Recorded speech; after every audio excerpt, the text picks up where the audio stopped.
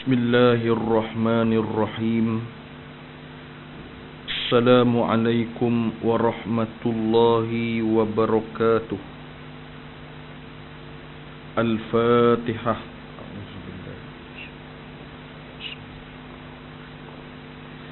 Alhamdulillahi rabbil alamin.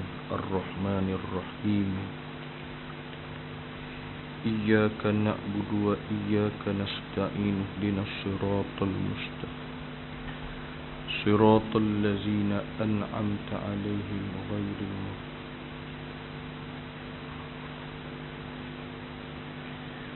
Alhamdulillahi rabbil alamin.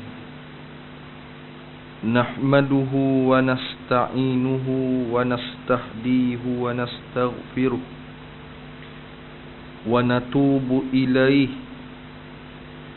ونعوذ بالله من شرور أنفسنا ومن سيئات أعمالنا من يهده الله فلا مضل له ومن يضلل فلا هادي له وأشهد ونشهد أن لا إله إلا الله وحده لا شريك له وأشهد أن سيدنا محمدا عبده ورسوله اللهم صل وسلم وبارك على سيدنا محمد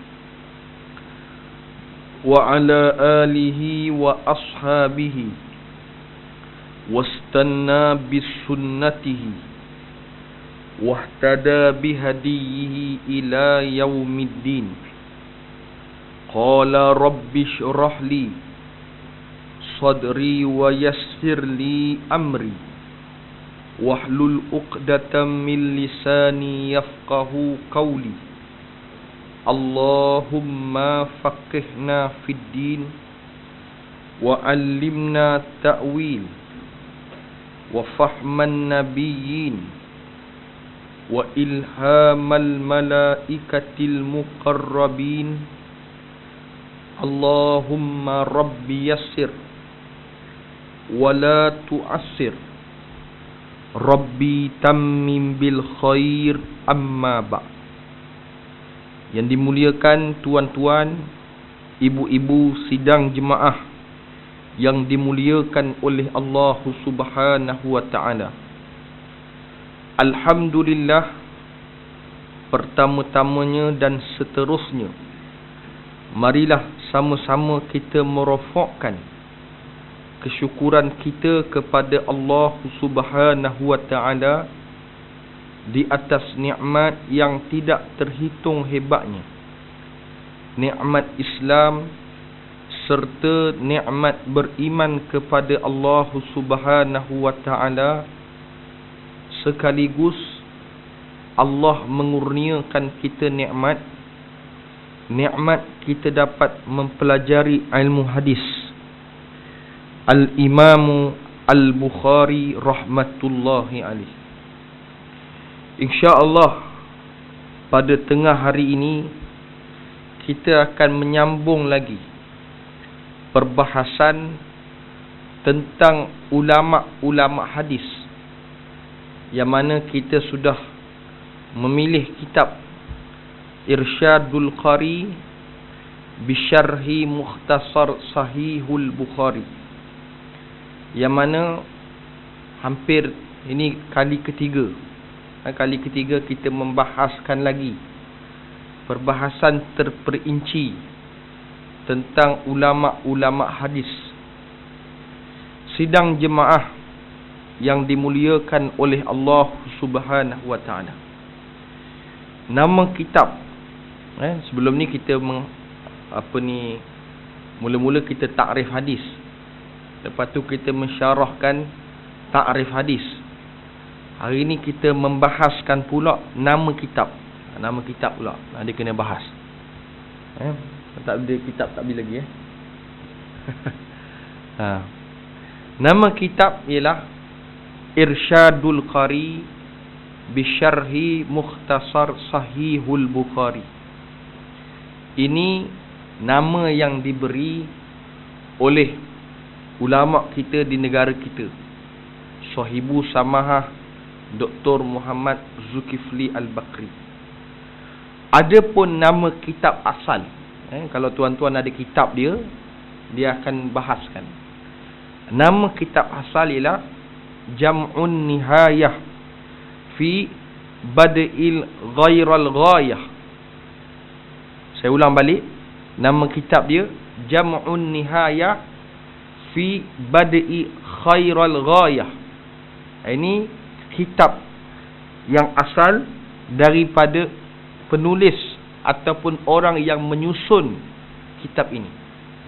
Yang kita kenali dia ialah Al-Imam Ibnu Abi Jamrah, ataupun nama dia Abdullah bin Sa'ad Sin Aindal bin Ahmad Al-Andalus, yang asal daripada Andalus tetapi menetap di Mesir, mati di Kahirah, dikebumikan di Muqattam.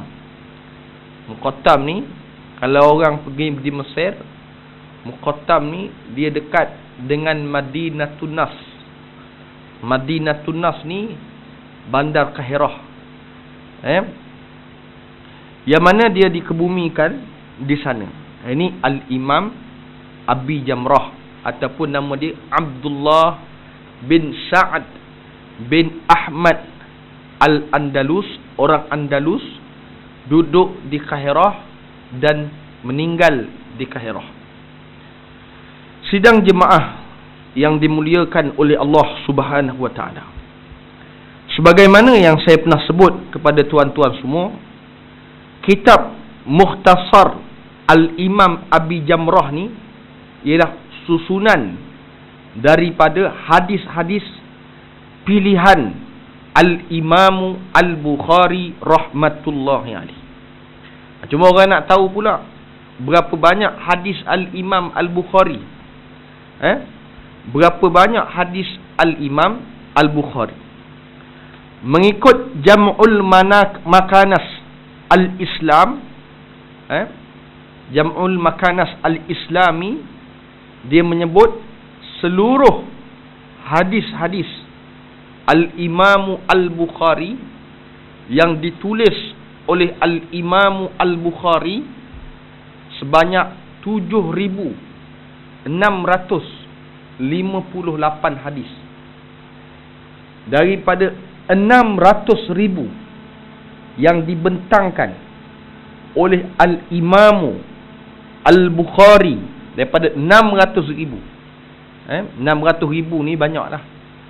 Daripada 600,000 dipilih oleh Al-Imam Al-Bukhari 7,658 hadis. Nak susun daripada 600,000, nak pilih 7,658 hadis, Imam Al-Bukhari bagi tahu, wama wada'tu fi hadisan illa wasaltu raka'atain, dia kata. Tidak akan aku menulis sesuatu hadis melainkan aku akan mandi, kemudian aku solat 2 rakaat. Persoalan, adakah 5 hadis tulis mandi solat? Tak. Maksudnya setiap satu hadis dia akan mandi. Ulama membahas kenapa mandi. Orang masuk Islam, simbolik dia kena mandi. Nak masuk Islam, mandi. Mandi ni dengan mensimbolikkan bahawa dengan kekotoran, najis, dosa-dosa yang kecil, biar jatuh dalam keadaan menulis hadis, dosa-dosa kecil diampunkan oleh Allah Subhanahu wa ta'ala. Solat 2 rakaat, solat sunat mutlak semata-mata. Dia ada sembahyang sunat ba'diyah, qabliyah, hajat, witir. Ada orang dia sembahyang sunat semata-mata sembahyang sunnatul mutlak. Sembahyang sunat semata-mata sembahyang sunat. Inilah yang dilakukan oleh Al-Imamu Al-Bukhari rahmatullahi alaih. Cuba tuan-tuan fikir. Wa ma wada'tu fi hadisan illa ghassaltu wasaltu raka'atain. Tidak aku menulis hadis melainkan aku mandi terlebih dahulu dan aku solat 2 rakaat. Daripada 600,000 hadis Nabi sallallahu alaihi wasallam yang dibentangkan oleh Al-Imamu Al-Bukhari dalam masa 16 tahun, dia hanya dapat mengumpul 7,658 hadis. Ini Al-Imamu Al-Bukhari rahmatullahi alaih. Jadi sidang jemaah yang dimuliakan oleh Allah Subhanahu wa taala. Kalau kita tengok, orang panggil kitab Al-Imamu Al-Bukhari ni Al-Imamu Bukhari, kitab Sahih Bukhari. Tadi kita sebut asal nama kitab Irsyadul Qari, Abi Jamrah tadi. Tapi kita nak bahaskan lagi apa nama kitab Sahihul Bukhari yang sebenarnya, nama asal kitab. Kita nak mengaji kitab ni biar kenal nama kitab. Nama asal kitab Al-Imamu Al-Bukhari rahmatullahi alaih ialah dipanggil nama dia Al-Jami'u. Nama dia Al-Jami'u Al-Musnad As-Sahih Al-Mukhtasar min umuri Rasulillah sallallahu alaihi wasallam wa sunanihi wa ayyami. Nama dia. Ni kalau ingat ni hebatlah. Al-Jami' Al-Musnad As-Sahih Al-Mukhtasar min umuri Rasulillah sallallahu alaihi wasallam wa sananihi wa ayyamih. Inilah nama asal kitab Sahihu Al-Bukhari. Tuan-tuan, yang kitab yang kita nak baca ni, kitab ni dipanggil Mukhtasar. Sebab tu saya sebut hari tu Mukhtasar. Mukhtasar ni kena faham apa maksud mukhtasar.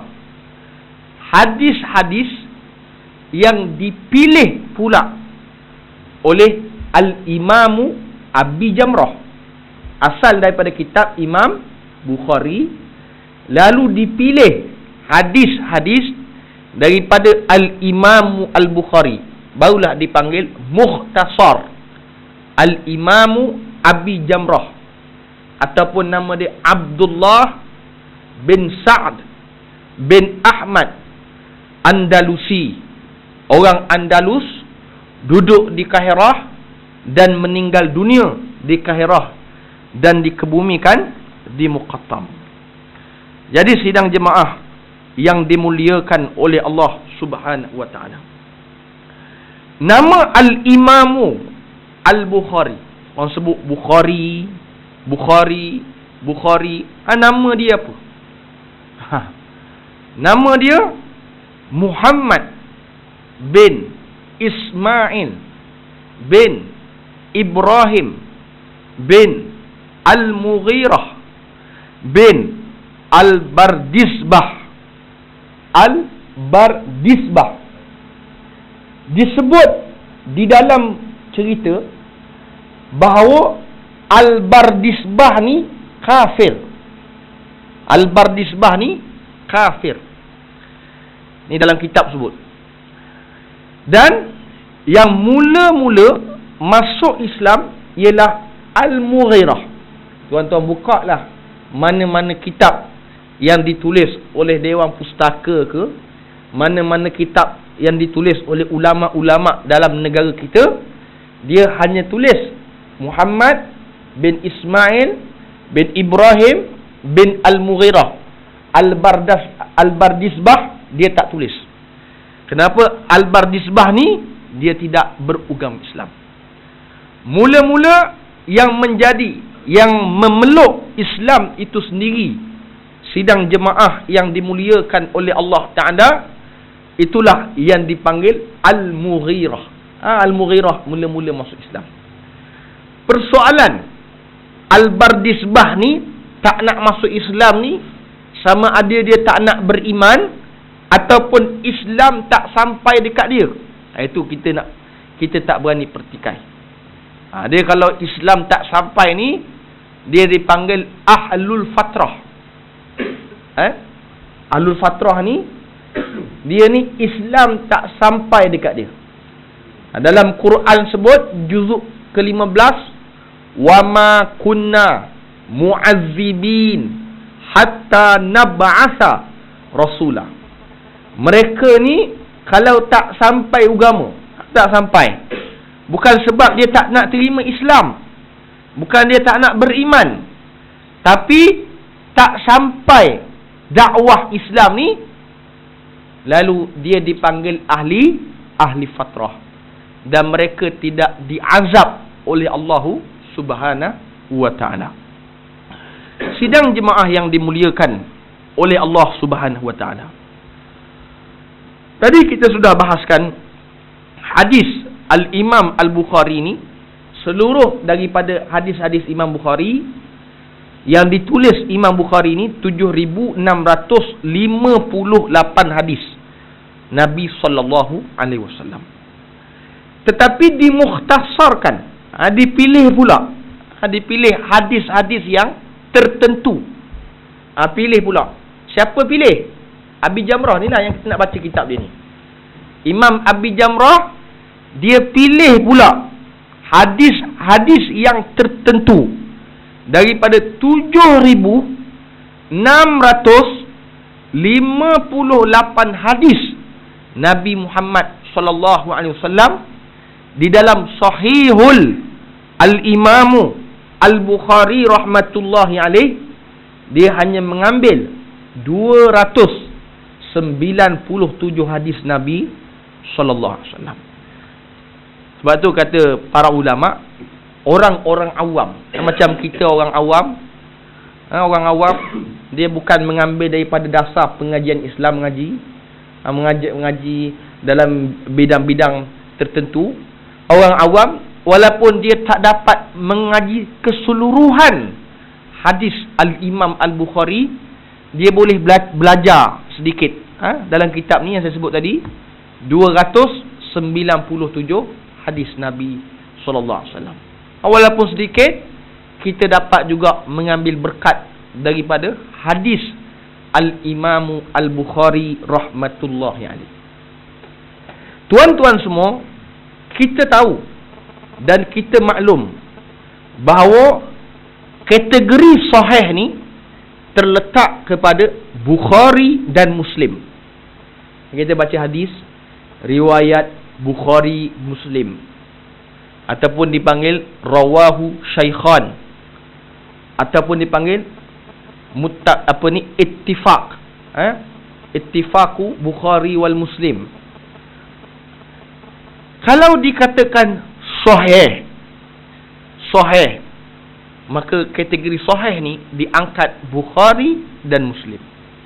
Kan hadis saya sebut hari tu, masa mula-mula sekali kita nak bahaskan hadis ni, dalam 2-3 bulan lepas, masa arwah ada lagi, arwah pengurusi ada lagi, dia yang suruh saya buka kitab ni.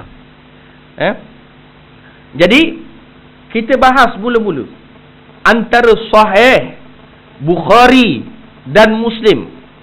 Kedua-duanya sahih, tetapi Al-Imam Abi Jamrah memilih Imam Bukhari lagi itu terlebih sahih. Nampak? Bukhari dengan Muslim dua-dua sahih. Dua-dua kalau orang khutbah Jumaat, dua-dua kuat tidur. Siapa lagi kuat? Cerita kuat tidur ni bukan zaman sekarang, tuan-tuan. Zaman Nabi khutbah pun ada orang kuat tidur. Nampak? Ni kena tahu. Ingatkan zaman Nabi tak ada. Zaman Nabi, kalau tuan-tuan baca sirah, Nabi khutbah pun ada sahabat tidur. Kalau Nabi khutbah orang tidur, ini kita bukan Nabi, lagi tidur. Nampak? Ini kena faham. Jadi sidang jemaah sahabat pun tidur. Jadi sebab itu sidang jemaah yang dimuliakan. Jadi Al-Imamu Abi Jamrah. Ni bukan pandai-pandai orang biasa-biasa.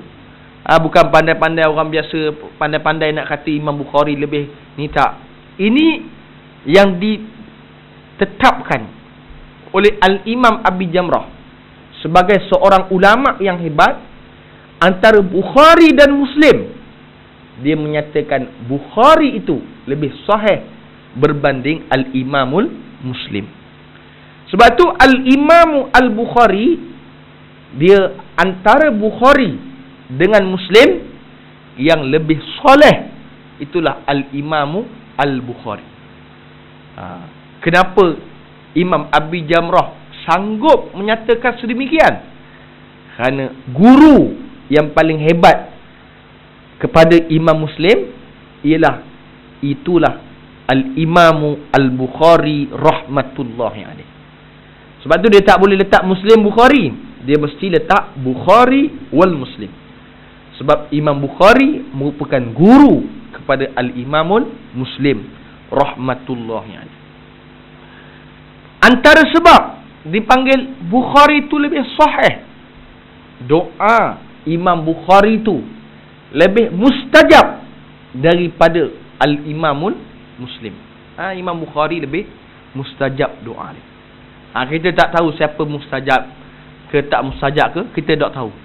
Tapi ulama ni dia boleh nilai siapa doa mustajab dan siapa kurang mustajab. Kita tak berani. Saya kata ni bukan kajian mana-mana orang biasa atau bukan orang setakat PhD dalam agama.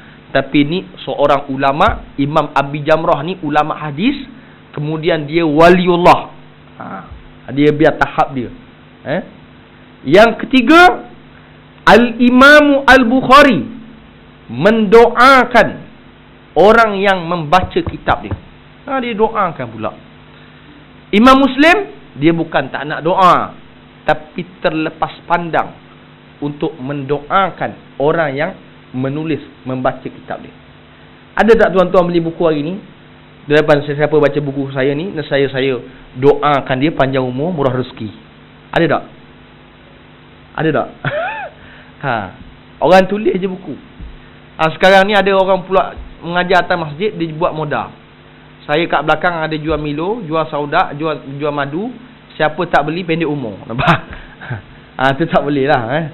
Jadi sidang jemaah yang dimuliakan oleh Allah Ta'ala. Jadi Imam Bukhari rahmatullahi alaih, dia ni ialah merupakan orang yang doanya mustajab. Sehingga kan kata Al-Imam Abi Jamrah, bila orang datang masalah, selain sahabat-sahabat, orang-orang dulu ni baca Quran, antaranya dia membaca hadis Al-Imamu Al-Bukhari. Baca hadis Imam Bukhari, rasa tenang je hati. Orang perempuan bukan baca buku wanita. Apa? Apa dia buku apa dah, kita pun tak tahu. Buku wanita tu lah, buku ni. Majalah wanita. Cuba tukar baca hadis Al-Imam Al-Bukhari. Hadis buku wanita tu belum tentu lagi betul ke tak? Buku wanita tu orang tu cerita hal keluarga dia, orang ni cerita hal keluarga dia, orang ni cerita didik keluarga dia. Baca hadis Bukhari, semua sudah cerita bagaimana mendidik anak-anak itu sendiri. Ini punya hebat.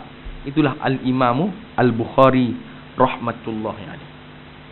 Tuan-tuan semua, hadis daripada hadis yang kita mengaji ni, saya sebut tadi 297 hadis Nabi sallallahu alaihi wasallam yang dipilih oleh Al-Imamu Al-Bukhari. Apa ni? Imam Abi Jamrah. Tuan-tuan, kita tengok pula kelahiran Al-Imam Al-Bukhari. Tengok lahir Imam Bukhari. Imam Bukhari ni dia lahir 194 Hijrah. Imam Bukhari ni lahir 194 Hijrah. Dia lahir malam raya 13 Syawal. Raya 13 Syawal. 13 Syawal, bulan Syawal dia lahir. Dia lahir dalam bulan Syawal. Orang yang sangat warak. Warak ni orang yang berpegang dengan agama. Warak ni apa dia? Warak ni meninggalkan perkara yang syubhah. Warak ni apa dia? Warak ni menjaga makannya. Orang yang warak ni, kata para ulama, sampai dia warak betul-betul, kita tak sampai tahap macam ni lah. Sampai kan isteri dia datang bulan sekalipun, dia tak benarkan isteri dia masak. Itu warak, tuan-tuan. Sampai betul-betul warak. Sampai isteri datang bulan, dia kata biar aku masak, dia kata. Orang datang bulan ni, dia nak semayang pun tak boleh, nak baca Quran pun tak boleh. Kalau dia nak baca Quran, melainkan dia hafizah. Hafizah ni orang perempuan yang menghafal Quran 30 juzuk, lalu dia hafal Quran, itu pun dalam mazhab Imam Syafi'i hanya terdetik-detik di lidah tanpa mengeluarkan suara. Nampak? Kenapa? Kerana dia datang haid. Dia tidak bersih. Saat tu dia dalam keadaan hadas yang besar. Kita yang berlaku hari ni, orang tanya soalan pula. Saya ustaz tersilap bersetubuh dengan isteri dalam keadaan isteri haid. Gong betul lah. Macam tak ada waktu. Nampak? Apa kesan kalau si lelaki bersetubuh dengan isteri dalam keadaan haid? Nanti dapat anak. Anak tu pondan. Ini dalam hadis sebut kepada pandai. Janganlah jumpa orang pondan ni, mesti bapak kau setubuh haid.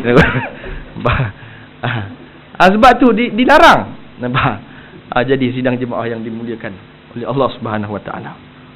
Jadi sidang jemaah yang dimuliakan oleh Allah Subhanahu Wa Taala. Jadi Al-Imam Al-Bukhari warak orang dia. Agama dia hebat. Warak ni syubhah tak ada. Dia detail betul-betul.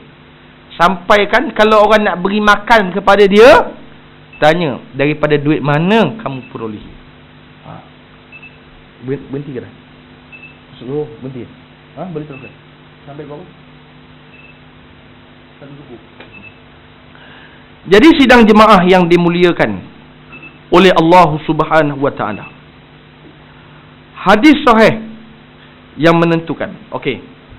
Tuan-tuan, walaupun hadis Al-Imam Al-Bukhari ni, hadis dia yang kita sebut tadi tu hadis yang sahih.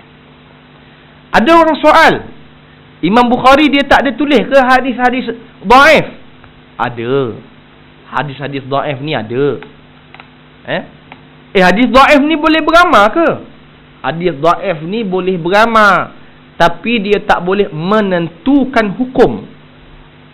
Itu kena faham. Hadis sahih dia boleh beramal dan dia boleh menentukan hukum. Itu dipanggil hadis yang sahih. Hukum boleh ditentukan, beramal boleh, kemudian dia boleh berhujjah dengan hadis yang sahih. Adapun hadis yang dhaif, kan saya sebut tadi, hadis yang paling mantap sahih, yang kedua hasan, yang ketiga dhaif. Ini 3 kategori. Hadis dhaif dia boleh beramal, tapi dia tak boleh menentukan hukum. Hadis dhaif. Seumpama hadis dhaif ni apa dia? Syurga tapak kaki ibu, apa ni apa? Syurga di bawah tapak kaki ibu.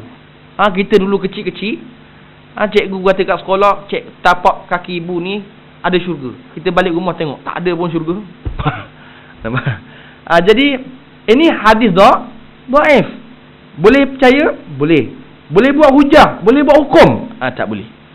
Ini dipanggil hadis-hadis yang dhaif. Dhaif ni, pernah saya sebut dulu, dhaif ni, hadis tu tetap datang daripada Nabi Muhammad SAW. Cumanya mungkin perawinya melakukan kesalahan yang kecil, lalu dia menjadi hadis yang dhaif. Apa kesilapan orang yang meriwayatkan sehingga hadis itu menjadi dhaif? Mungkin ingatannya tak kuat, atau dhabit, ingatan tak kuat. Nak riwayat hadis sahih Bukhari ni, mesti ingatan dia kuat. Contoh hadis yang panjang, diulang 3 kali, terus ingat. Baca sekali, kita baca sekali kat dia, terus dia ulang 3 kali, terus ingat. Bismika rabbi wada'tu jambi wa bika arfa'uhu in amsakta nafsi faghfir laha wa in arsaltaha fahfazha kama tahfazu min ibadika salihin. Ulang 3 kali, terus masuk dalam otak dia. Boleh tak kita? Tak ada. Sebab itu tuan-tuan, kalau kita tengok dalam isteri-isteri, dalam ramai-ramai isteri Nabi sallallahu alaihi wasallam yang boleh meriwayatkan, yang boleh memegang hadis yang sahih ni, hanya Aisyah radhiyallahu anha. Cuba tuan-tuan tengok, daripada 6 orang sahabat, 6 orang sahabat ni yang meriwayatkan hadis-hadis yang hebat ingatannya, orang muda. Sayyidina Umar ada? Tak ada. Siapa ada? Abdullah bin Umar. Abu Bakar ada? Tak ada. Siapa ada? Aisyah radhiyallahu anha, anak dia ada. Siapa dia? Abbas ada? Tak ada. Tapi Abdullah bin Abbas, nampak? Anak kepada Sayyidina Abbas. Nampak? Amru ada? Tak ada. Tapi Abdullah bin Amru. Nampak? Jadi nak menunjukkan orang-orang yang muda, Sayyidina Umar, ingatan dia tak kuat. Pernah dia mengadu kepada Rasulullah SAW, ingatan dia tak kuat. Ya Rasulullah, ingatan aku tak kuat. Maklumlah, orang dah berumur, dah berumur. Dia dah berumur, dia tak macam anak dia. Anak dia ni, Rasulullah soal, semua boleh jawab. Sehingga kan Rasulullah SAW soal menyebabkan ramai di kalangan sahabat malu dengan anak Sayyidina Umar.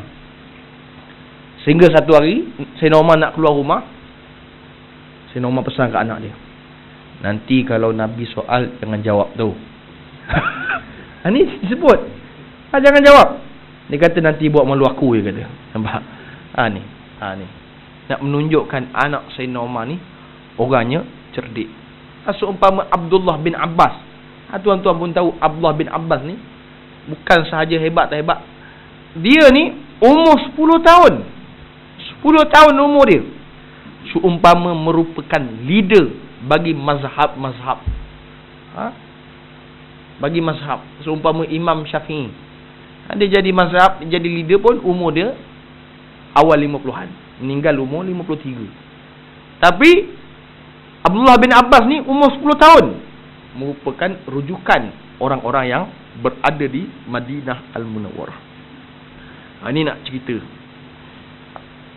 Dan kemudian Al-Imam Al-Bukhari rahmatullahi alaih, dia menetap di Khortang. Khortang ni di Uzbekistan.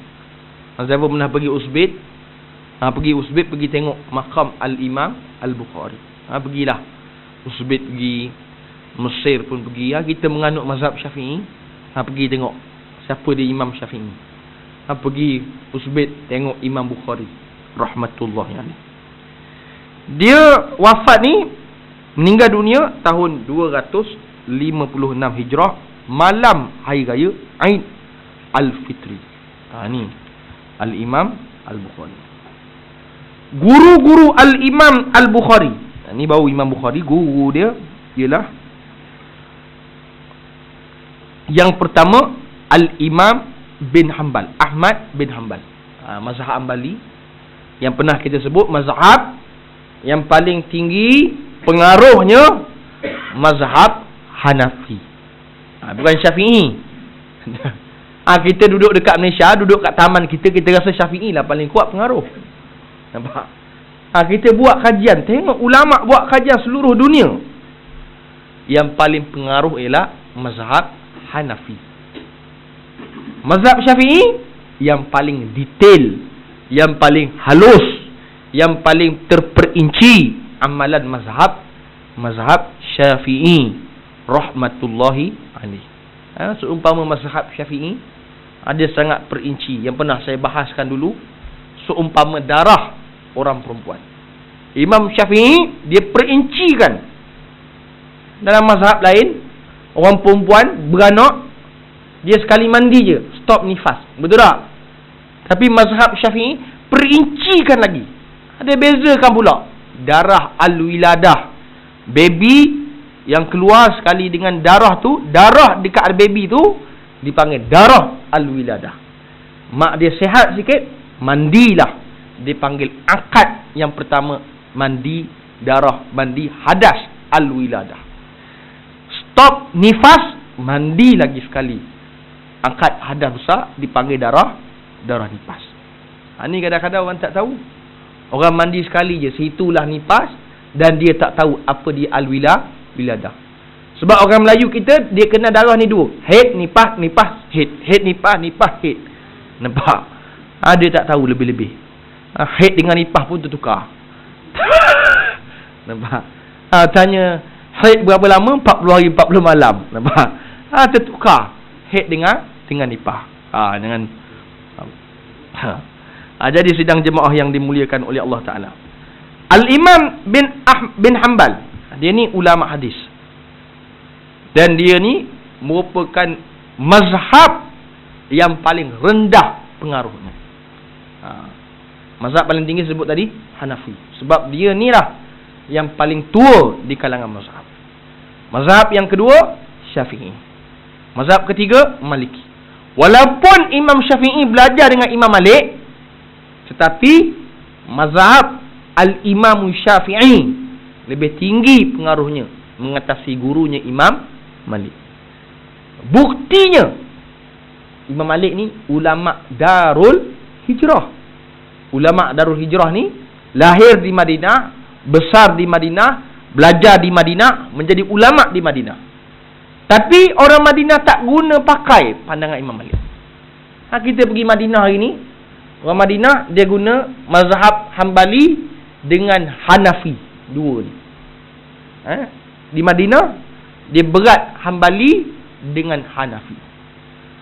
Habis Maliki guna mana? Orang Mesir guna Maliki. Orang Afrika guna Maliki. Orang Nigeria guna Maliki. Orang Morocco guna Maliki. Adapun Imam Syafi'i, dia pergi di Baghdad, orang Baghdad guna. Dia pergi di Yaman guna. Pergi Palestin guna. Pergi di Mesir guna. Ini Imam Syafi'i. Dan kita di Malaysia berat 70% Syafi'i, 30% Hanafi.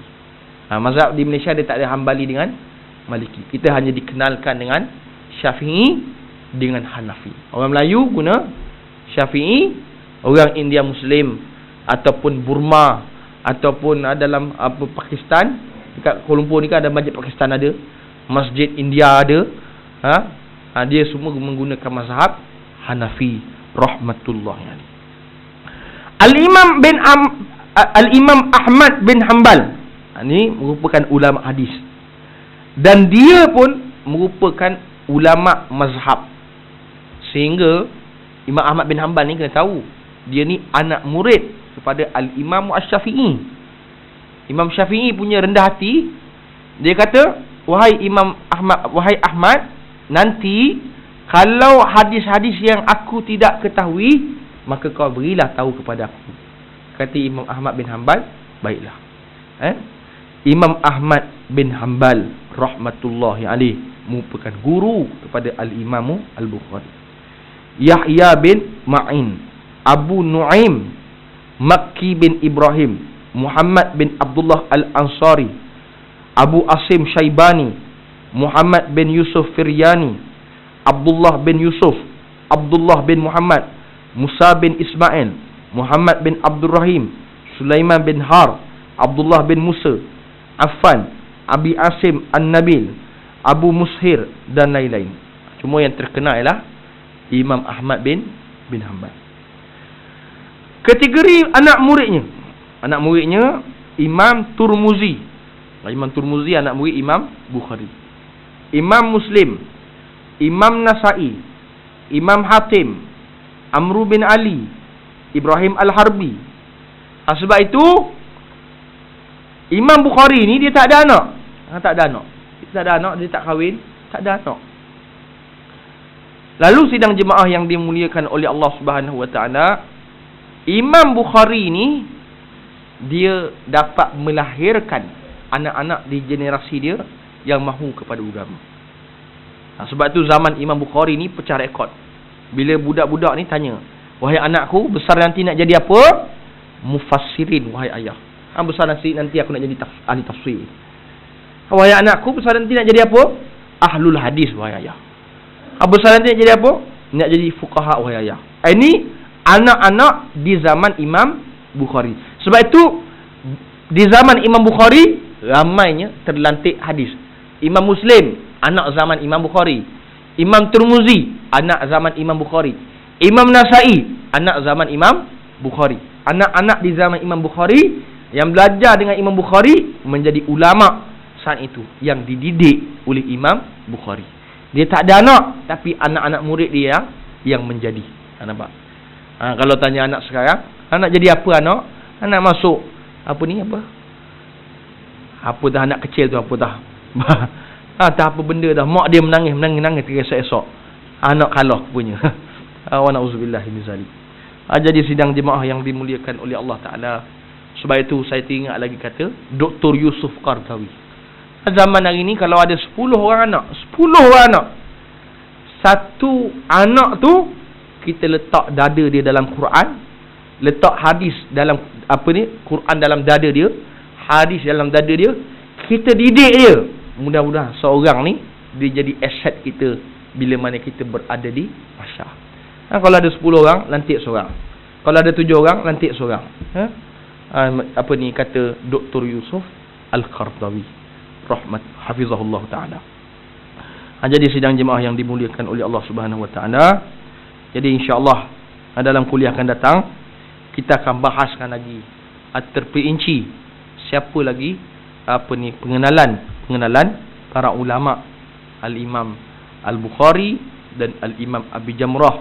Selepas tu barulah kita masuk sedikit demi sedikit daripada hadis-hadis Al-Mukhtasar Al-Imam Abi Jamrah. Dan cuma tuan-tuan dapatkan buku ni, harga dia lebih kurang RM21 saja. RM21 saja. Dapat buku ni, mudah-mudahan kita dapat baca. Tak baca lagi, tak masuk lagi hadis pertama ni. Tak masuk. Kalau bulan depan ni izin Allah kita masuk hadis pertama, kita pun dah ada kitab. Kita dapat baca kitab sedikit berkat daripada hadis Al-Imam Al-Bukhari rahmatullahi alaihi wallahu a'lam.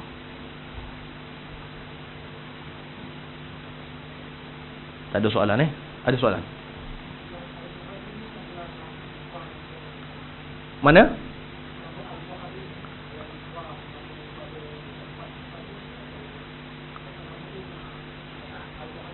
Okey. Al-Bukhari ni asal dia Bukhara. Bukhara ni nama salah satu kampung di Uzbekistan. Kampung Bukhara.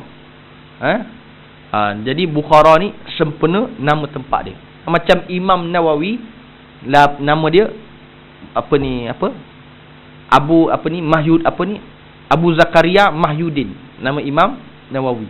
Kenapa dipanggil Imam Nawawi? Kerana dia lahir di perkampungan Nawa, dipanggil dia Nawawi. Kita orang Ampang panggil Nawawi, menyebuk je. Nampak? Panggillah selanjuri. Wallahu alam. Subhanakallahumma wa bihamdika asyhadu an la ilaha illa anta nastaghfiruka wa natubu ilaik. Wal 'asri innal insana lafi khusr illa allazina amanu wa amilus solihat wa tawassaw bil haqqi wa tawassaw bis sabri. Wassalamu alaikum warahmatullahi wabarakatuh.